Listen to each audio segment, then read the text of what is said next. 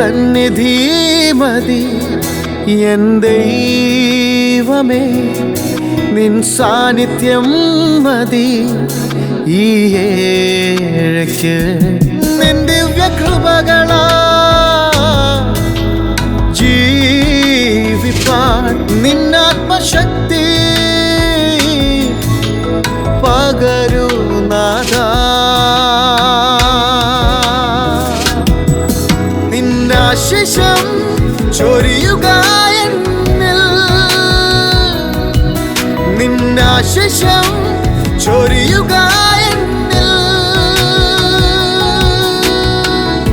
കേൾപ്പിക്കുക നിൻ സ്വർഗീയ നാദം.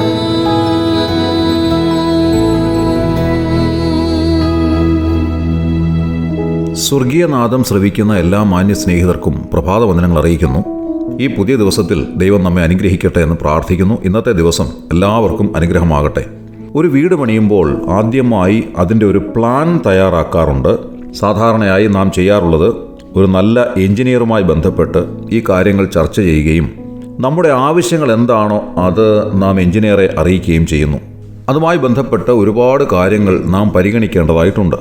അതായത് ഭാവിയിലെ നമ്മുടെ ആവശ്യങ്ങൾ എന്തൊക്കെയാണ്, വീട്ടിൽ താമസിക്കുന്നത് ആരൊക്കെയാണ്, മക്കൾക്ക് ഉള്ള ആവശ്യങ്ങൾ എന്തൊക്കെയാണ്, ജോലി സംബന്ധമായി നമ്മുടെ ആവശ്യങ്ങൾ എന്താണ്, നമ്മെ സന്ദർശിക്കാൻ വരുന്നത് ആരൊക്കെയാണ്, വീട്ടിൽ സ്ഥിരമായി താമസിക്കേണ്ടുന്നവർ ആരൊക്കെ, താൽക്കാലികമായി താമസിക്കുന്നത് ആരൊക്കെ, വീടിന് ഏതൊക്കെ റൂംസാണ് ആവശ്യമായിട്ടുള്ളത്, ആ ഓരോ റൂമിനും എന്തുമാത്രം വലിപ്പം ആവശ്യമുണ്ട്, ഇന്നിത്യാദി കാര്യങ്ങൾ എല്ലാം തന്നെ പരിഗണിക്കേണ്ടതായിട്ടുണ്ട്. തുല്യമായ പ്രാധാന്യം അർഹിക്കുന്ന മറ്റൊരു കാര്യമാണ് നമ്മുടെ കയ്യിലുള്ളതായ പണം എത്രയുണ്ട് എന്നുള്ളത്. എന്തുമാത്രം പണം നമുക്കിതിനു വേണ്ടി ചെലവാകും, അതിൻ്റെ ഒരു എസ്റ്റിമേറ്റ് നാം തയ്യാറാക്കുന്നുണ്ട്. വാസ്തവത്തിൽ സമസ്ത മേഖലകളിലും ഈ പ്ലാനിംഗ് ഉണ്ട്. ഒരു വ്യക്തി ജീവിതത്തിലാണെങ്കിലും ഇതേപോലെ തന്നെ കാര്യങ്ങൾ പ്ലാൻ ചെയ്താണ് മുൻപോട്ട് പോകാറുള്ളത്. അതായത് പഠിക്കുന്ന കാലത്ത് എന്ത് പഠിച്ചാൽ എന്ത് ജോലി കിട്ടും, എത്ര വർഷം കൊണ്ട് പഠനം പൂർത്തീകരിക്കാൻ സാധിക്കും, ജോലി എവിടെയാണ് ലഭിക്കാൻ സാധ്യതയുള്ളത്, എവിടെ നിന്ന് നല്ല ശമ്പളം കിട്ടും, ഈ കാര്യങ്ങളൊക്കെ പരിഗണിച്ച് ഒരു പ്ലാനിങ്ങോടുകൂടെ പഠിക്കുകയാണെങ്കിൽ ഭാവിയിൽ ആഗ്രഹിക്കുന്നതായ നിലയിൽ നല്ല സ്ഥാനത്ത് എത്തിച്ചേരാൻ സാധിക്കും.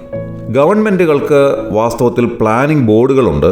ആ പ്ലാനിംഗ് ബോർഡിൻ്റെ ആവശ്യം എന്താണെന്ന് ചോദിച്ചാൽ ജനങ്ങളുടെ ഭാവിയിലേക്കുള്ള ആവശ്യങ്ങൾ എന്തൊക്കെയാണ്, ഒരു 10 വർഷത്തെ മുന്നിൽ കണ്ടുകൊണ്ട് എന്തെല്ലാം കാര്യങ്ങൾ ചെയ്യേണ്ടതായിട്ടുണ്ട്. ഇങ്ങനെയുള്ളതായ ആവശ്യങ്ങളുടെ അടിസ്ഥാനത്തിൽ ഒരു നല്ല പ്ലാനിംഗ് നടത്തിയാണ് വാസ്തവത്തിൽ ഓരോ കാര്യങ്ങളും ഗവൺമെൻറ് അതിൻ്റെ പ്രവൃത്തി പഥത്തിലേക്ക് കൊണ്ടുവരുന്നത്. നമ്മുടെ രാജ്യമായ ഇന്ത്യയിൽ പല സംസ്ഥാനങ്ങളും നല്ല പ്ലാനിങ്ങോടുകൂടെ കാര്യങ്ങൾ ചെയ്യുന്നത് കാണാൻ കഴിഞ്ഞിട്ടുണ്ട്. ഭാവിയിലേക്കുള്ള ആവശ്യങ്ങളുടെ അടിസ്ഥാനത്തിൽ കൃത്യമായ പ്ലാനിങ്ങോടുകൂടെ ധാരാളം കാര്യങ്ങൾ ചെയ്യുന്ന ഗവൺമെൻറ്റുകളുണ്ട്. അങ്ങനെ നമ്മുടെ ചുറ്റുപാടുകളിലേക്ക് നോക്കുമ്പോൾ നല്ല പ്ലാനിങ്ങോടുകൂടെ ജീവിതത്തെ മുൻപോട്ട് നയിക്കുന്ന ധാരാളം വ്യക്തികളെ കാണാൻ സാധിക്കുന്നു.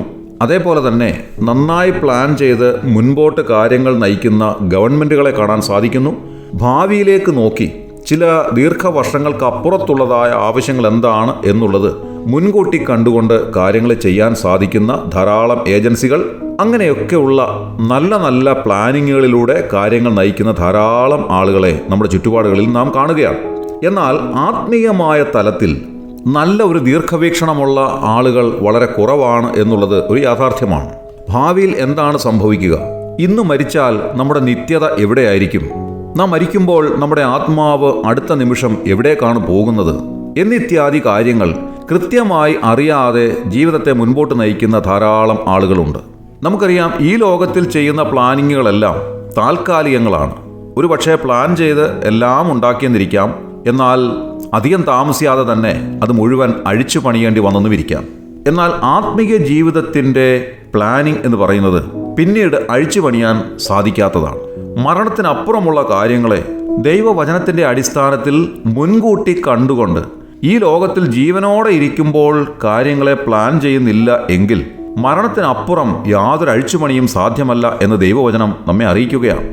ദൈവവചനം ഇങ്ങനെ പറയുന്നു: ഒരിക്കൽ മരിക്കുകയും പിന്നെ ന്യായവിധിയും ദൈവം മനുഷ്യർക്ക് നിയമിച്ചിരിക്കുന്നു. അതായത് പാപാവസ്ഥയിൽ മരിക്കുന്ന ഒരു വ്യക്തിയുടെ ആത്മാവ് യാതനാസ്ഥലത്തേക്കും അവിടെ നിന്ന് അന്ത്യന്യായവിധിക്കായി വെള്ളസിംഹാസനത്തിൻ്റെ മുൻപിലേക്കും കൊണ്ടുവരപ്പെടുന്നു.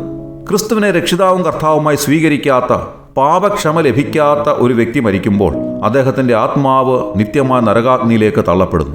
എന്നാൽ യേശുക്രിസ്തുവിനെ വിശ്വസിച്ച് രക്ഷിതാവും കർത്താവുമായി സ്വീകരിക്കുന്ന ഒരു വ്യക്തിക്ക് പാപക്ഷമ ലഭിക്കുകയും നിത്യതയിൽ കർത്താവിനോടുകൂടെ സ്വർഗീയ സന്തോഷം അനുഭവിക്കുകയും ചെയ്യുന്നു. സ്വർഗീയനാദം ശ്രവിക്കുന്ന മാന്യ സ്നേഹിത, താങ്കൾ ഇന്ന് മരിച്ചാൽ താങ്കളുടെ ആത്മാവ് എവിടേക്ക് പോകും? നിത്യമായ നാശത്തിലേക്കോ അതോ നിത്യമായ സ്വർഗത്തിലേക്കോ?